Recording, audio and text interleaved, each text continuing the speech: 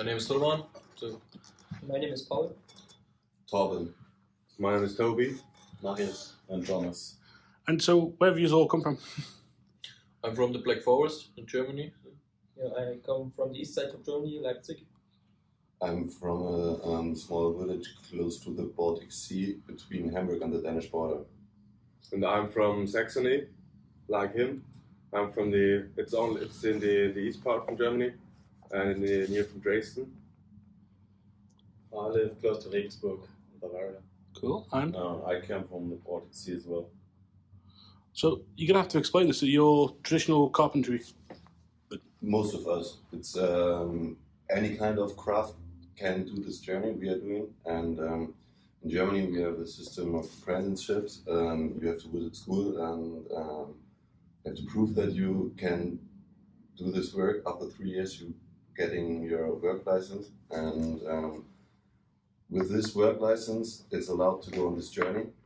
It has its roots are in the medieval times, and the guild masters didn't want it that the youngsters become concurrents, so they decided to send them in the faraway countries to learn more about their craft. And after 3 years, it was allowed to come back and become a master of this craft. And in 1815, after Napoleon, the government decided to quit the guilds, and the journeymen just decided to go on with their tradition. And the brotherhoods of us are still existing, and so that's the way we do our work and travel, old-fashioned way. It's not allowed to go home for closer than 60 kilometers for this 3 years, or minimum 3 years. And even we don't own a cell phone or a mobile phone. It's allowed to use, but it's not allowed to own it, or a car or any vehicle. And it's even not allowed to pay for movement or accommodation. And that's why we are traveling like this, some kind of homeless lifestyle, but only for a few months. And then you go to a master of your craft, work for him, getting money, live in his workshop or somewhere, and then you go on with the journey and travel together with your friends or alone and hitchhike through Europe, through the whole world. And if you want, you can work in China or in Norway or in Germany or in Austria or wherever you want. That's the way we are traveling. And how did that bring you to the Isle of Man? Sorry? How did that bring you to the Isle of Man? Yeah, That's because of me. yeah. It's my kind of childhood dream to go here and visit the race. So we are only for the race here, and after the race we want to spend can only talk for me. I want to spend more than 1 or 2 weeks more. Me too. And maybe. So you grew up watching the races? We didn't see anything because we arrived yesterday. Late. Too late. We were too late. Yeah, we were too late yesterday, but today we going there to the starting point at about 6, and then we will meet some other guys we already met in the town, and then we'll see what happens. But you've always been a fan of the races then since you were a child?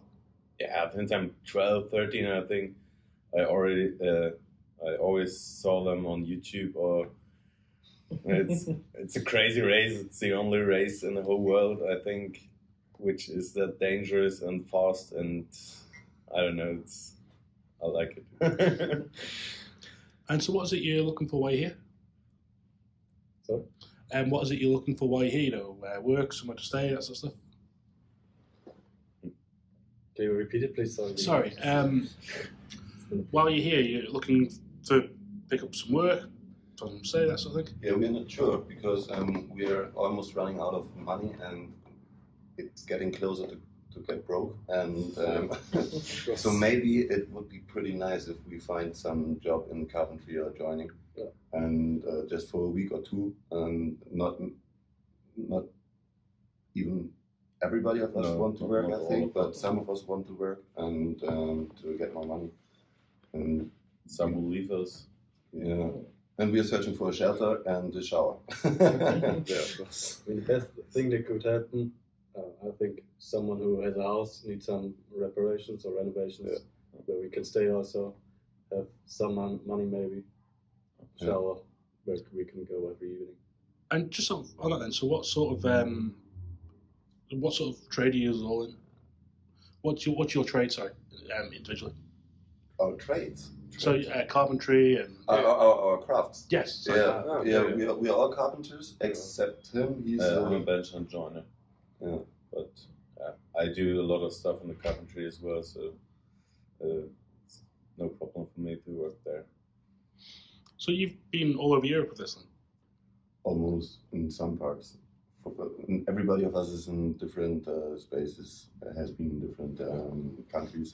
I was more in the Eastern Europe parts and Scandinavia. It's not normal to travel in this big size group. We're normally alone or with two guys, or but this amount it's just for like traveling to the Isle of Man. Yeah. So just sorry. Yeah. So just on that, and how do you all sort of meet up? Because you don't use technology, so how do you all We find use each other? technologies. So if we are working for the master of our craft in his company, we use circular saws and all this stuff, and we also ride his car to carry the timber and all this stuff, but it's only not allowed to own it. So that's everything. But we are not like the Amish people or something like this. We like sometimes this old-fashioned way of work, but then more because we want to learn how to work the old-fashioned way. We are just standard carpenters and work with machines. Yeah. And if people want to get in touch with you on the island, how do they go about that? It's really hard because my English is just school English from Germany, and so Your English is better than my German's. the dialect is really hard to understand. So. How would people get in touch with you? Ideally, They just talk to us on the streets. They just talk to us and say what they want, and can answer it. Yeah. So it's different ways. In Germany, we go often to the company itself and ask for work, and it's different ways. We don't have any kind of communication between us, or it's the old way of communication, talking and writing. And for example, this old guy you met outside, he's the owner of a phone, and he's also still part of our brotherhood. And sometimes he is a point where we can find work, or maybe he has some recommendation for a good company in his near where he is living now.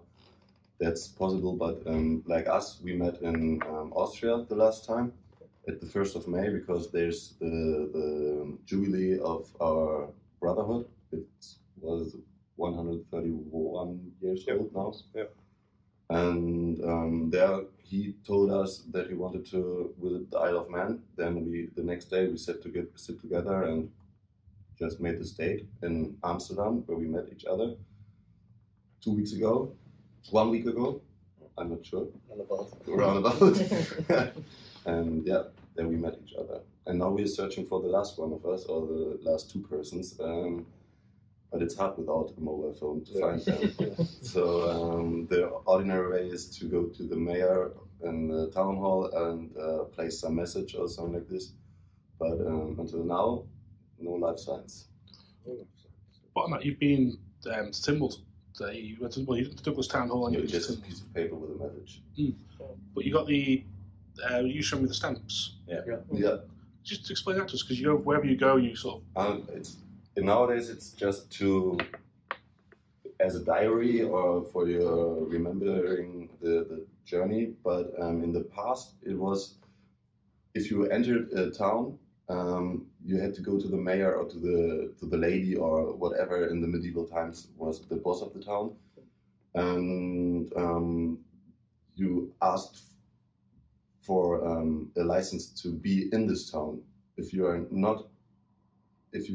would not go to the mayor. The guards of the towns would lead you out of the town, and it was not allowed to be homeless in a town in the medieval times, and it's still.